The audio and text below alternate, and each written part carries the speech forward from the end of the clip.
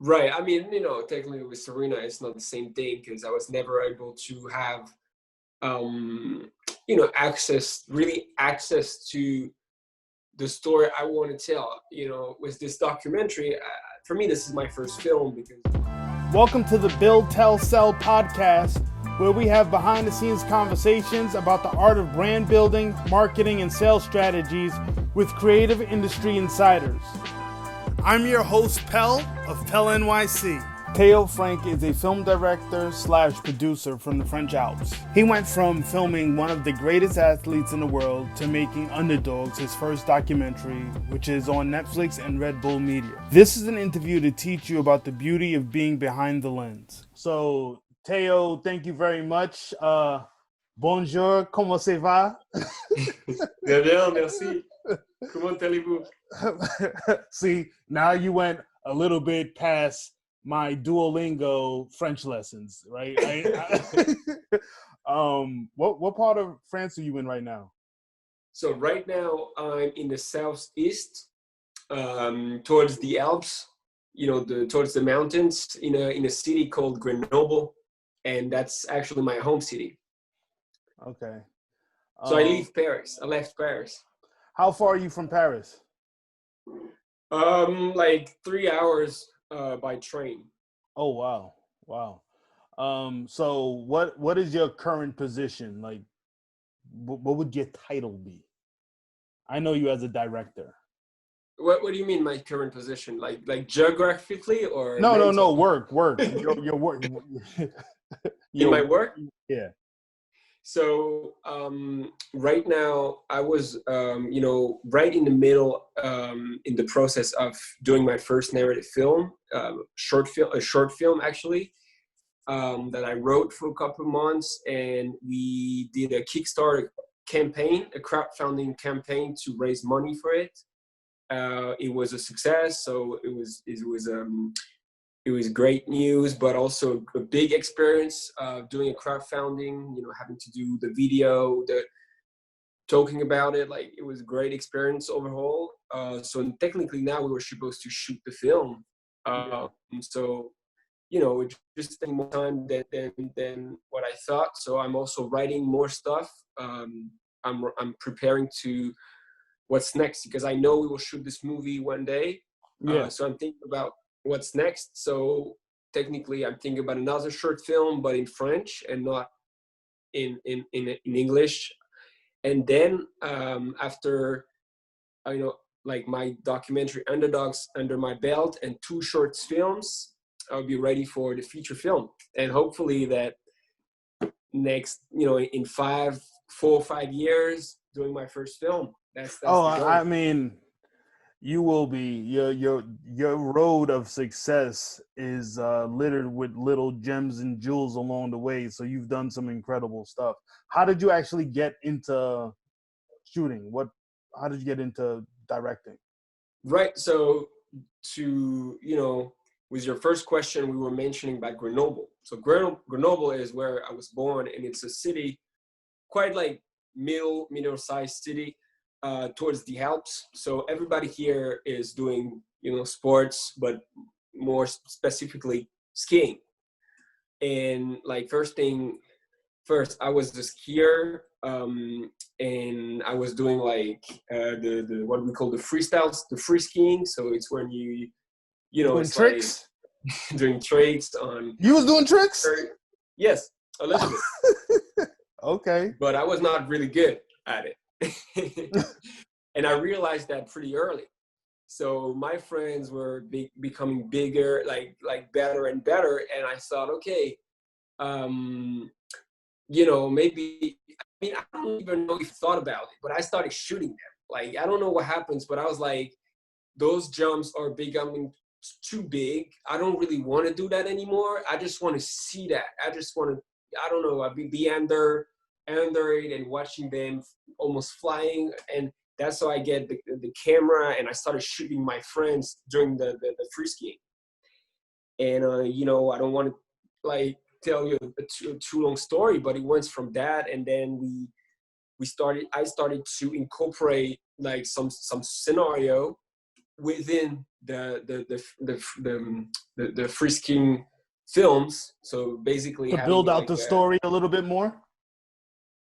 not just a little bit more, completely, because most of the time when you talk about extreme sports video, you don't really have a story, or you just have a little introduction for your writers, or, you know, but what I'm talking about was technically a short film, like narrative, Oh, wow. with free skiing. So, and I was able to do that because in Grenoble, we have a festival that was called, like in French, like it's called Paye ton Sénat, which means... Oh, yeah. Yeah. No, I never heard of it. No, but technically it means like, give me your script. Like, tell me a script, but it's only for the free skiing world. So that's how I get the chance to think like, okay, we're still doing free skiing movies, but we need to tell a story. So Oh, that so you was a stood great, out. yeah, that was a Yeah. great, you know, rehearsal. Like, So I also know you for being on Behind the Lens in a different sport, which is tennis with Serena, Serena Williams for everybody. But did the free skiing help you to get with her? Like seeing you in an action sports lens? How did that happen? so yeah, I mean, if you take the story in its entirety, yes, because I went from skiing to shooting mountain bike and hockey, and boom, boom, boom. Next thing you know, I'm meeting Serena's coach, Patrick Mouratoglou, in Paris, thanks to a journalist that I was, you know, becoming friend with. And thanks to this meeting, I was called to work for his company, you know, filming tennis, for like more commercial manners. And I remember that I was in Virginia shooting a music video for our common friend A1, Yeah. when I received a call from Patrick Mouratoglou, so Serena's coach, and he was like, "Oh, I know you are already in the US shooting something for you.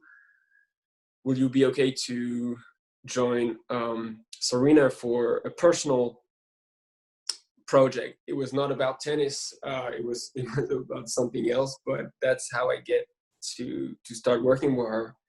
But as far as tennis, to answer your question, yes. I mean, one thing leads to another. And the very, very first thing was skiing, and shooting Serena at the US Open this year is just the end of that path.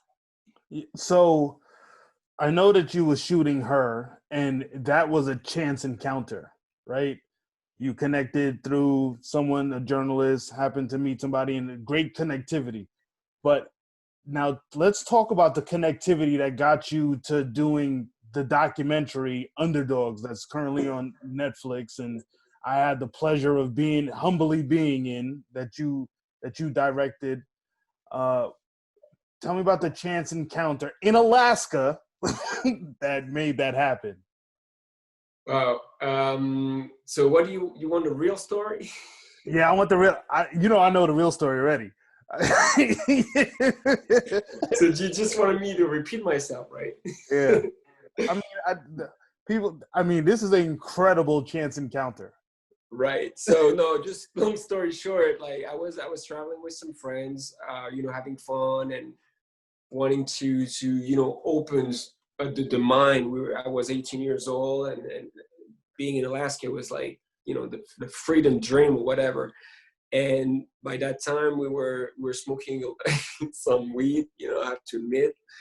And by chance, where we were in Anchorage, so pretty much north, we were looking for some. And after discussing with a couple guys, like we didn't find anything. But due to that journey, I had to meet someone called Mason, that happens to be the manager of some hip hop artists from the East Coast. So I didn't know that, and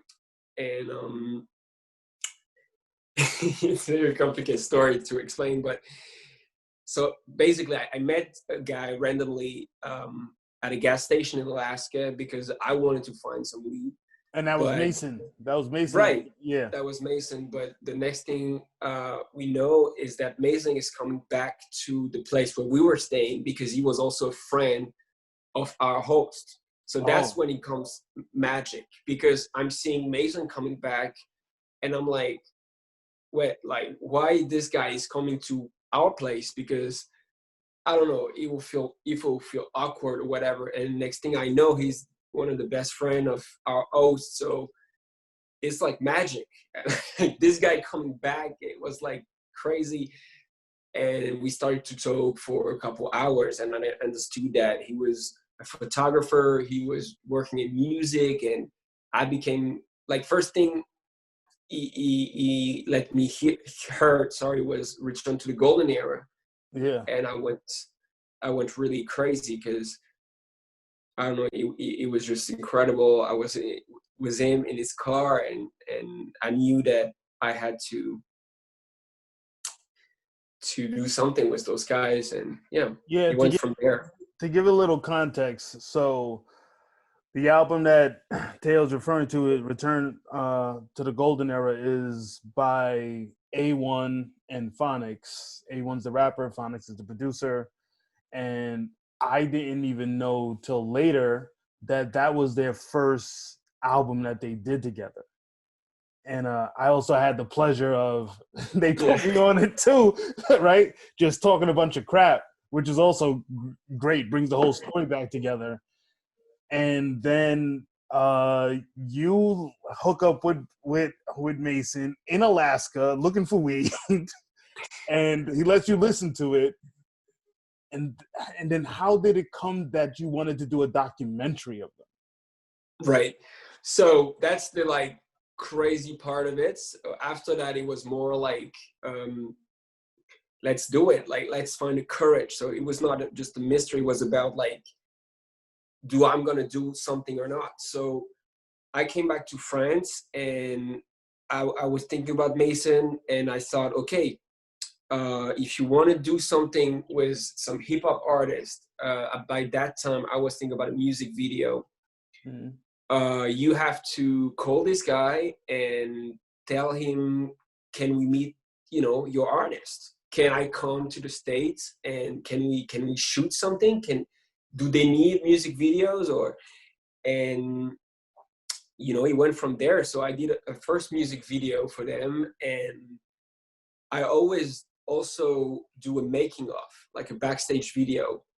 So when I started talking with A1 and Tiff, it went from technically a 1-2 minute interview to a like 30-minute interview for each, because they were just so fascinating to me. And still to this day, the conversation that we have are just incredible for me. I just love their lens. They're very, very like fascinating characters. So I remember it went from there, like, okay, this is probably not going to be just a backstage video. This can be longer, and I want to tell their story, because it's hard to explain a spark. I think in Alaska, it was the beginning of something, but it was not a spark. I think being on set with A1 or Tiff, hearing or even Phonics, I don't really remember who gave me that spark, but that's where this little light turns on, and then it's like exploration. But the work is already done, so to speak, because you have a spark. It was a magic moment when I met you. When A1 called me, he said, hey, I'm in Brooklyn and I'm shooting a documentary's getting shot on me. I was like, what? Like, super random, because he lives in Virginia right at the time. He's from Brooklyn originally. He lives in Virginia. He's coming back up here. Documentary's getting shot. He's like, yeah, there's, the director's from France. I was like, okay. He's like, I want you to come to Brooklyn, and I was like, okay. And meet up with you, and you interview me, got me to spit some whack raps. Okay. Right. But then we go to the apartment, the Airbnb where everybody was staying at. and like the interviews and conversation that was going on, like to me, that was the moment, that a film can't even capture, because we were all in the room and you're over there interviewing one person, but Phonics is making a beat on the spot, right, with his headphones on, and then Tiff goes and she's writing to the beat, right? And Mason's in there as well. The first time meeting him, and your other friend who came from Nico. Yeah, Montreal. Yeah, who from Montreal, and I forgot what he does, but it's nothing to do with film. It's like he's like a real super brain guy. Right? Exactly. Yeah. So, that was an amazing story. So let me ask you, from you being from France, like how do you feel like that has helped you tell an American story? Wow. Because you've done it with Serena, and you've done it with this documentary, right? Right. I mean, technically with Serena, it's not the same thing because I was never able to have, access to the story I want to tell. With this documentary, for me, this is my first film because Underdogs was really what I want to tell. And so being French, first, like, I think what helped me the most, and this has a link to the first part of our interview, was the fact that I was fascinating about hip hop, like American hip hop music, because when we were doing those first videos, I was always using like hip hop soundtrack on those videos without understanding really why. It was just for the mood that it puts you in, but I wanted to understand not only the lyrics, but why are those guys so, I don't know, it was hard to explain the mood, but for us, it was different, even though we have, our own hip-hop story in France. Like, I don't know, when you were in high school at my age, like, hip-hop music, like American hip-hop music was something really different. And I think being a French guy, I had this like fascination within me for hip hop. So I was extremely curious. I wanted to explore some stuff that might be obvious for someone that was born in New York, even though I think it's wrong because not everybody has the chance to discuss or meet some true underground artists like I had the chance to, or talking with you, like. But to answer your question, I think because I was French, I was maybe more curious, and I was, it's very a personal thing. I was obsessed with understanding where this music come from, and then it became about like, I want the world to listen to everyone. I want the world to know phonics. Like this was different. But it happens in the documentary. No, it does. It's very exploratory. Like, correct me if I'm wrong, I just felt like it was from a lens of a person that was also learning and wanted to be a part of it. I felt completely. I felt like the interviews, they definitely were that, like, understanding the characters in their life's movie.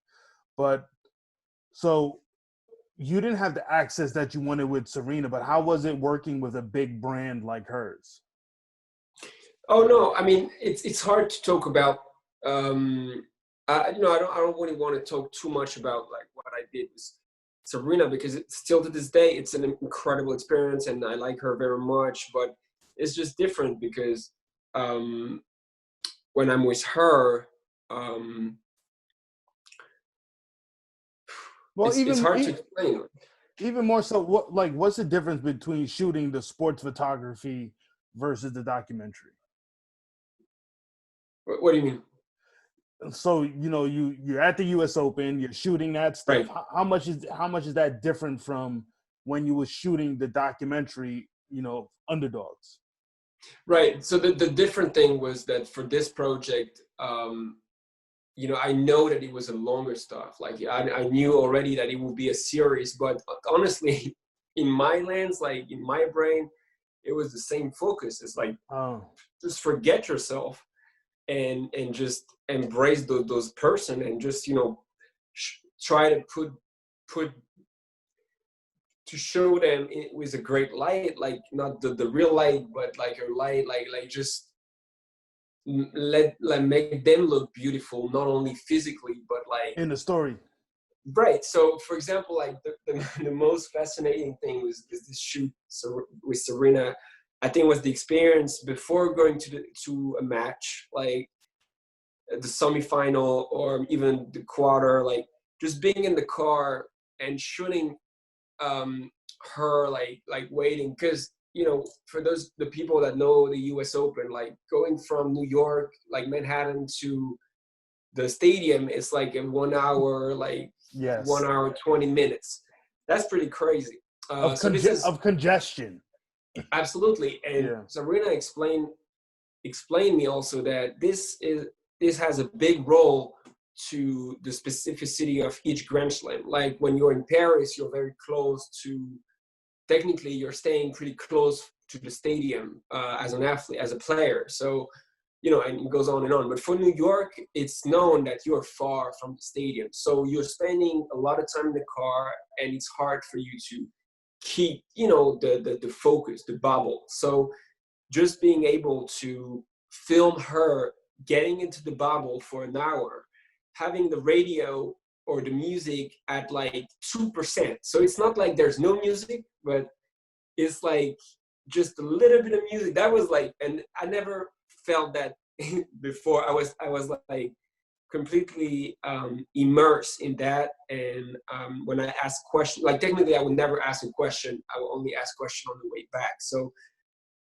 I never experienced anything like that before, being with an athlete from, like, you know, her, like one of the greatest of all time, letting her getting into a bubble and just be with her camera.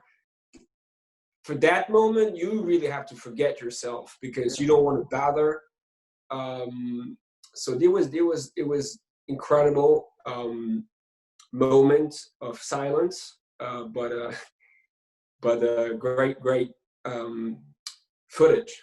No, I mean, that's very interesting. I wouldn't even think about, you know, the preparation for getting into that headspace, especially in New York. Like, I don't think people really think about what happens before and the preparation. The only preparation we think about is, okay, you're practicing, you're hitting the ball, you're practicing, you're hitting the ball, you're practicing, you're working out, not thinking about the mental preparation. What are one of the biggest things that you learned from doing the Underdogs documentary, from building it?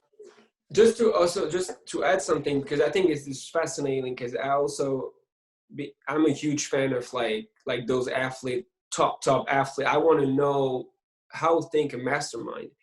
And I think Serena told me one day, but another athlete told me also, that even when you get to the airport, if you see someone, another player, like the match begin every time you meet your opponent. So when you do a documentary about sport, like with an athlete from her caliber, you also want to capture that off-match situation when you know it's still going on. Like the competition is also in the lobby, you know, in the gym. Oh, wow. Like that's also the way I saw it. So it's always interesting. Is it a type of interaction, or is it just like an eye glare? Like, I see you, waiting to see you on the court. You know, I don't want to talk, you know, for her, but technically it's no. What did you see? What did I see? Yeah, how did you take it? Like a gladiator is trying to scare the opponents with silence and with like proper move, like, you know, and I get it, because I loved it. You know, it's like chess. Like you want to intimate. How do you say in English? Like intimidate. Intimidate, yeah. You want to intimidate your opponents every time. So that's something I learned. You see how refined you are? You said chess. And what I was thinking was WWE wrestling, when they stare one another down in the match. You know, that's but yeah, no. Yes, it is I can definitely see that. Wow, that's That must have been an amazing thing just to watch, is that whole entire experience. And thank you for sharing it from your vantage point. What are some of the biggest things that you learned from marketing the documentary? So when you say marketing, you're talking about the moment where, okay, it's done It's now. done, and you're trying to let people know about the documentary, Right. that it exists. So honestly, what I'm gonna say right now is only what I would call the ideal case, because honestly, I had like all the green light that I could dream about, and I can only imagine another process where you have a red light and suddenly like you're stuck. But for me, I learned that there is a step for everything, and like, you know, very basic stuff. Like you see the big picture and now you're focusing on the little step to get closer and closer. So for me and people interested in filmmaking industry, when you're still nobody, you have to do to the you have to do the festival. So you have to subscribe, you have to meet. This is basically like the different battles you have to meet. First, you do the film. That's like everything. But then forget everything and start over. Like you have to do a festival. So I had a lot of rejections. I started with rejections. I think I started with like 4 rejections, and it was terrible. But anyway, you have to get to a festival. What was some of the reasons of their? Did they give you a reason why they rejected So it? that's another thing that I learned so much. Don't take it personal. Don't take it personal, because, and again, I don't know, and that's a great thing, but I don't know the industry, how much it would change, and I'm sure it would change. But technically, a festival, when I did it, was also a business. And that's something that sometimes you don't know. You think, you know, a festival, like it's just the art, like that's just like the best film in the world will be there. And if it wins, it's technically the best film. It's not the case. Like it's a business. Also, they have like a brand that they want to show. So first thing first, you couldn't be rejected also because you are what they call the music documentary, and they don't have a proper music documentary category, you know, as simple as that.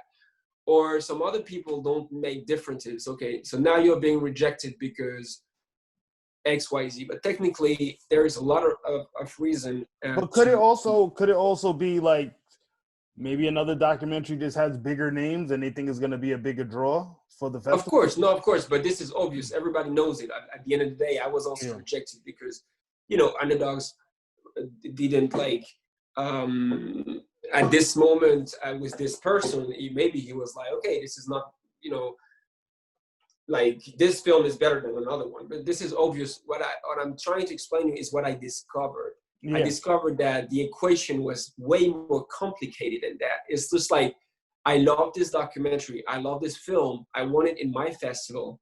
But now let me see how many tickets would I be able to sell for people to see that film. Oh. So, and you know, like you have to admit, like a film is also made to be seen. So, because I know some festival director like now, thanks to this circus that I did. So that's why I'm able to speak like that. But was there anything special that you felt, like hindsight, that you would do as far as getting the name out a little bit more or different? Is there anything that you would do marketing wise?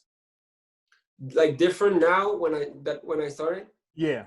No, I think the only thing is like, don't chase the bigger festival if your film is like my film is like, do with the heart 100%.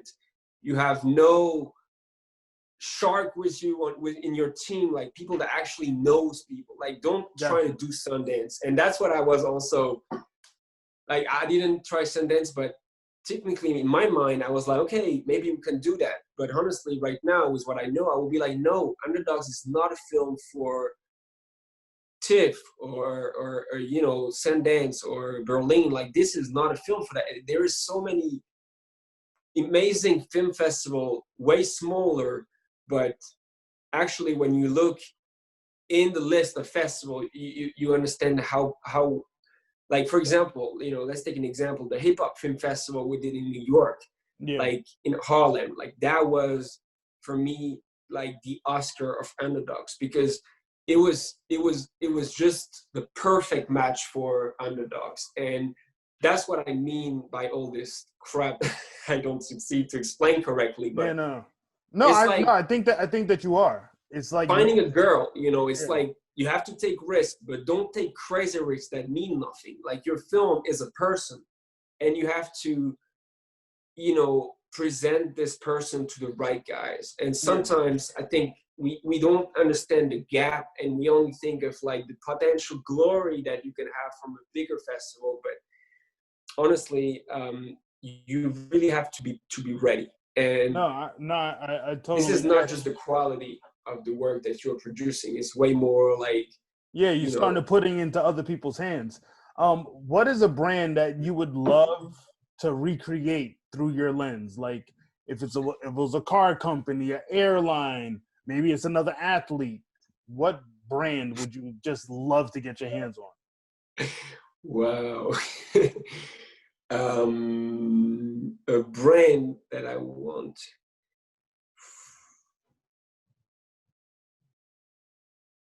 That's a great question. I don't know. I mean, I don't know if I have the pretentious to say that I will revisit a brand. Like I have the dream to work with some brands, but Okay, as far as revisited them, uh, let me see. Okay, pause 1 second. we're gonna call this "I Stumped the Director." No, but I want to give you a honest answer. Yeah, I don't have an idea right now, because obviously I don't want to give it like the bigger name, because it's pretty obvious. But yeah, it would be personal. I Like, mean, it's not obvious because I don't know what it is. right? No, but like, of course, I would be, you know, I would be honored to do a commercial for, you know, like like what they do, what Apple is doing with Behind the Mac campaign. Like I relate a lot with those campaign that highlight artists um, that are just using a technology to create. So I would love to do that. You know, not just a new commercial for the iPhone. It's like what are people actually doing with their iPhone? You know, like, and this is the truth. Like thanks to the Serena, I was able to see her working for her fashion, you know, brand, and she's, sorry to say, but working on a Mac. Like she's with her MacBook, like everybody, but she, you know, that's Serena. So that's the truth, and I'm sure that, you know, when they say like Rihanna is writing with an iPhone, her music or whatever, they're saying, I think it's true. So those guys, I would love to collaborate, but on a smaller scale.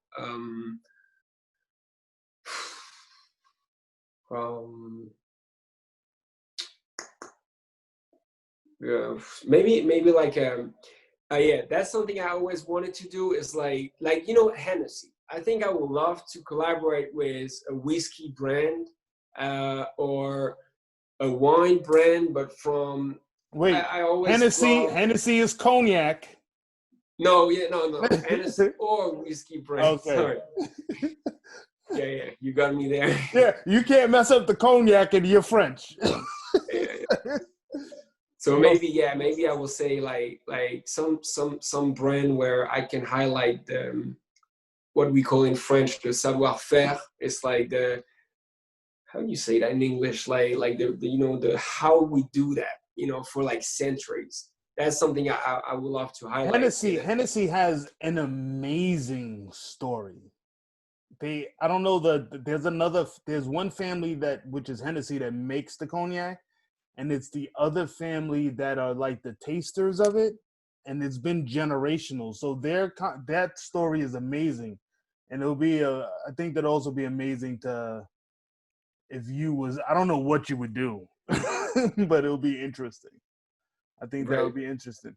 Hey, what is some of the best advice that your younger brother has given you? My young brother? Yep. You know, on Underdogs, just to keep the subject, he was the one to let me finish it. it were like sometimes were really hard, and by that time he was staying at my place in Paris, so he was a great advisor on, of course I would finish it, but he was a great mentor to help me you know, like staying in my lane and just running, because I you know, it was very interesting how I did the post production for Underdogs. It was not a straight line. It took a couple months at least. So yeah, he helped me that to just finish it. That's great. Quicker. When you was a kid, what is something that you used to collect? I used to collect. 1 second.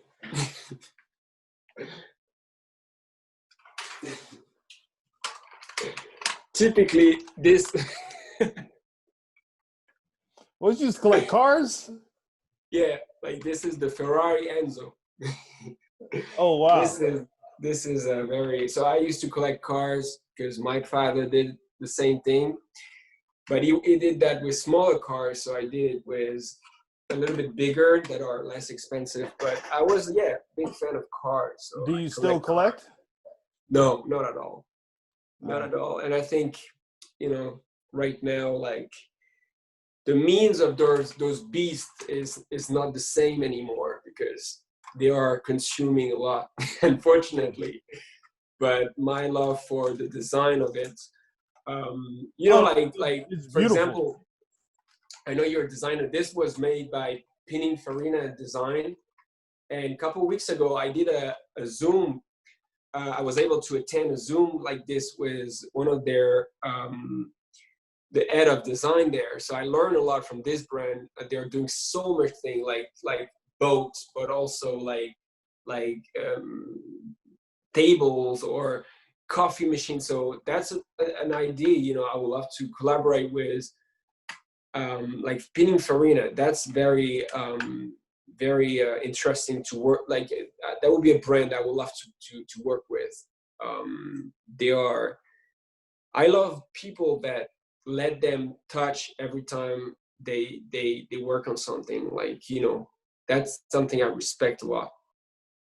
No, I mean, one, that the Enzo is a piece of art. It's not just a vehicle to go pick up your groceries, right? It's like the thought process that went into the body lines and the sculpting of that is, I mean, I look at the same thing like the Ford GTO. It's like Ford made this. It's totally different from their thought process and the scope of what you would think a Ford would be. I mean, like that Enzo is even a step above what you would believe like Ferrari would usually put out. You know, so absolutely. And the Enzo, I mean, we're not talking about that for hours, but also, you know, the founder of Ferrari is called Enzo Ferrari. So the name of this car is for him. But also what they call supercar. When you talk about Ferraris, there's a lot of different Ferraris, but there is a line of what they call their supercar, whatever. So the Enzo is also respecting a very huge story with the F40, the F50, and the Enzo comes, you know. But so it was also me being a big fan of their brand. It was also we were all waiting for that next supercar, you know, and that's something, again, it's still storytelling. Like that's, even at that age, I think I was also attracted to that because of the storytelling behind their cars, you know. In you putting together the documentary and taking this story that you put together, because you mentioned the editing process with your brother and how it took. I remember that task, like you went through one iteration and you started to like you was molding the story in different ways. How did you get it onto Netflix? Like, what was that journey of actually getting it there? Right. So this is completely different. Again, like the film is already done. We succeed to do some festivals and we receive 1 or 2 prizes. And there you're thinking about distribution, because technically festivals are here for the glamour, for the network, the experience, but also for what are we doing with the film? And festivals are the place where film get about. So after the festival we did in Los Angeles, the DTLA, that's the first festival where we won something. I started thinking about distribution, and one of my very great friend in Paris works in a hip hop network, TV network, huge in Europe, and huge especially in Africa. It's big in Europe, big in France, but huge in Africa. It's called Trace. Oh, like as in Trace Magazine? No, I'm not sure it's the same thing. It's like a TV network. They have a lot of different channels, but I know like in Africa, it's like one of the top 5 channels for sure that everybody is looking at, and probably the first music channel. So my friend is working there, and he was talking to me earlier before I even finished Underdogs. Like, once you finish it, if it's good, like I will bring you there to the office, and then I let you do the job. But like, because you're my friend, I will do that. Mm-hmm. And I'm very grateful for him. He did that. He set up a meeting with the director of their distribution department, because it's like huge network channel, but they have a small distribution platform that they started not just 2 years ago. So it's not like huge. They loved the film, which was the first step. And they saw a little bit of like, okay, it's working well in festival, people want to see it. I mean, it means that. So after that, it's like I had the ball, like the soccer ball, and it was I said, okay, now it's yours, like because that's also how they're talking. Like, you have to believe in us, give us time to sell your product. So I want to be very transparent there, like as the director, or as I was also the producer of this film. I'm not going in Los Angeles and having a meeting with Netflix. It will never happen like that. Like, Netflix only talk with limited amount of people. So at that stage, they were not even talking about Netflix. So we started to talk with different people. They started to talk with different people, and a couple months later, there was a little slot with someone in Netflix Africa, and then he went Netflix Global. And I don't want to explain every details, but just to say that it was not like straight line. Again, like what I just want to explain also here, because I was 2 years ago, I have loved to hear that. It's like it would never be a straight line for you. So you can dream very, very big, but when you stick to that dream, stay open to that little side roads, because the straight line doesn't really exist for anybody. And those guys that are going straight in less than very quickly, just talk with them if you can, because they will explain you something and you'll be like, okay, makes sense now. And so that's something that they still had to put in the work and probably a lot of capital to be able to just run that straight line. So, absolutely, absolutely. When you're starting out, there's a lot of unknown as well. Right, but I think what I meant, and that's something that A1 is teaching me a lot, and I have so much respect for him. It's like the longevity. No, is that how you say it? Like how you work is actually how it will last. And when you go too quickly, when you go too straight, like usually I think it won't last, because that's how you judge art. The only critic is time, and I think that even now it's too early to judge Underdogs. Like, I'm just impressed to see that almost every 2 or 3 days I'm still receiving some very, very touching messages. So this is the only way for me to say that I think it's good work. But I think an artist like A1 can really say that that, you know, his first album 10 years ago is still doing very well and still very Oh yeah, meaningful. yeah. That's something that is extremely important. He's still putting out new work, and he's still repressing that. You know, like people collect his album literally globally. He does better outside of the United States, funny enough, than he does in it. You know, right. And you know, it's art shouldn't really get old if it's no, it's incredible, because you know, like that's something that I'm doing right now. Like when I was saying to you, I'm studying a lot. Like I'm reading a lot of stuff from people that were alive 200-300 years ago, because in Europe we have this extreme privilege to have a lot of artists that were very productive even like 500 years ago. yeah. So I try to read those things and see if I can connect. And I'm like mind blown.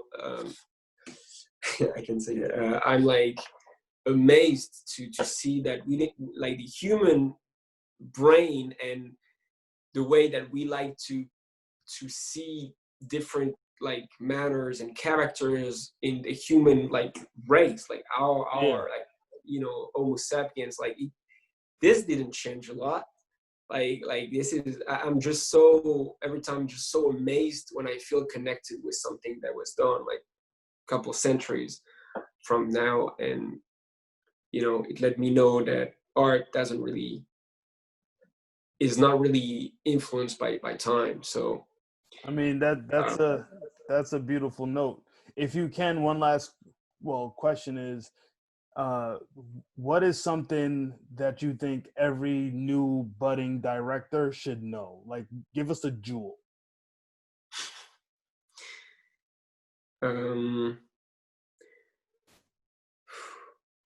think it's extremely, you know, early in my career to give any advice like that, but I think the advice that really resonates with me right now, it's what Deflo is saying in Underdogs. It's something around that idea that just be ready for your dream, because usually it comes. I mean, if you really, really want something, there is a great amount of chance that it will happen. But are you ready for that? That's also like when you ask me how it is to work with Serena, like that's dedication right there. Like the dedication of someone like Serena, like sometimes you don't really want to have to do what she's doing. Like she's just amazing at that. And so I think a lot of people are not ready for their dream. So this is not just for directors, so I'm not responding correctly to your question. But no, that's fine. for I mean, an artist, that right there is great on itself. But I'm listening. For an artist, that's for me the most important thing is how much ready you are, you know, really. And that's why, you know, athletes are so inspiring for us, because it's very simple to be inspired by an athlete. You know, he's just very visual. He wakes up, he trains, sometimes he wins. It's just very visual to see that. It's pure effort, it's pure dedication. So, you know, I think that is one thing for director. And I think I'm not applying this enough. I think it's the teamwork. What I will say to director is spend as much time on developing your own craft than you spend on developing your team. And that's something that I'm not, you know, I'm not here yet. I have to, this is very hard to build your team. And you should be spending as much time on that you're spending on your craft. That's something that I think every director should spend time on. Well, I appreciate that.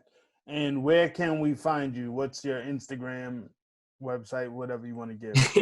So my Instagram was like act when the Underdogs came to the picture. I also was pretty nuts because I was fished by email. But anyway, my new Instagram is Teo Frank, that's diary. that's where you can see me. Or my website, it's under the name of my company. It's by Teo, BYTO.co. But I think the most easier thing for everybody is just go on Netflix and watch Underdogs. Or if they don't have Netflix, it's completely fine. You can find Underdogs for free on Red Bull Media, because this was also a huge privilege that Red Bull acquired the film. So Red Bull TV. I wasn't sure if that happened yet, so that's why I didn't bring it up. I wasn't sure that actually happened, the Red Bull thing. But yeah, this has been great. I've learned a lot. Like, seriously, I learned a lot, and I really do appreciate your time. Sure. All right. My pleasure. Thank you so much for tuning in. The show is available on video at PELNYC, IGTV, and YouTube, and audio in iTunes, Apple Podcasts, Google Play, and Spotify. Please subscribe to the show, and if you feel so inclined, leave us a 5-star rating, and please leave a comment for your thoughts on this episode, insights, and ideas.